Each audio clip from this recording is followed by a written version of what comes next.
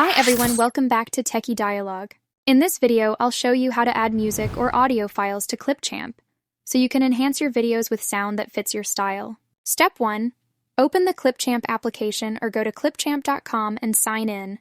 Once you're in, you'll see the main dashboard where you can drag and drop your media files. Step 2. Drag your video file into the media area from your computer. Click and drag it again into the timeline at the bottom to begin editing. This step is important because the timeline is where all your editing takes place. Step 3. Now import your audio or music file the same way by dragging it into the media section. Once it appears, drag and drop it below the video track in the timeline. This places the music alongside your visuals, allowing them to play together. Step 4.